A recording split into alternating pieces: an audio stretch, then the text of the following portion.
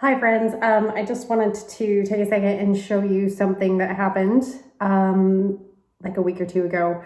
I went to grab my instrument off of my wall. So I have my instruments hanging on my wall and there's this little hook for the bow, and I dropped my violin bow, and luckily it's not a very expensive violin bow, it's just a practice bow, but it fell on my hardwood floor and this is what happened to it.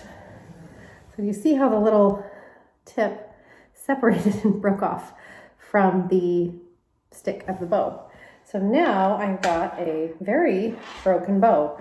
This more than likely will not be able to be fixed. It is ruined. Gluing it will not probably hold because it needs so much tension and pressure to make the horsehair nice and taut so that the instrument will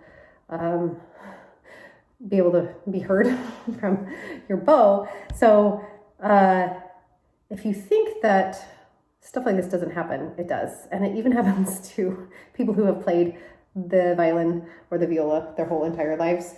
Mistakes happen. So I just wanted to share what a broken bow looks like. It actually makes me a little tiny bit sick to my stomach to think that happened. It makes me very sad. So but again, luckily it wasn't one of my expensive instruments, expensive bows, but it can happen. So I think it's very important to remember that as you are practicing, especially if you are beginning and you are still trying to figure out how to hold your instrument, and how to kind of navigate between holding a bow and a violin or a viola and putting it up. I think it's important to make sure that you understand that they do break.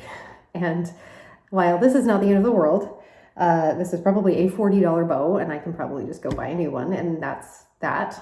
If it was one of my nicer, more expensive bows, that would have been much more of a tragedy. And it's going to be kind of a hassle because I have to make an appointment and go to a violin shop and get all that traded out. So while it's not the end of the world, it is kind of a slight pain.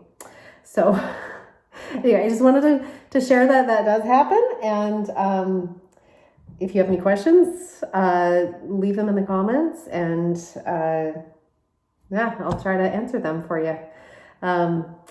So be safe with your instruments and try to practice over carpet.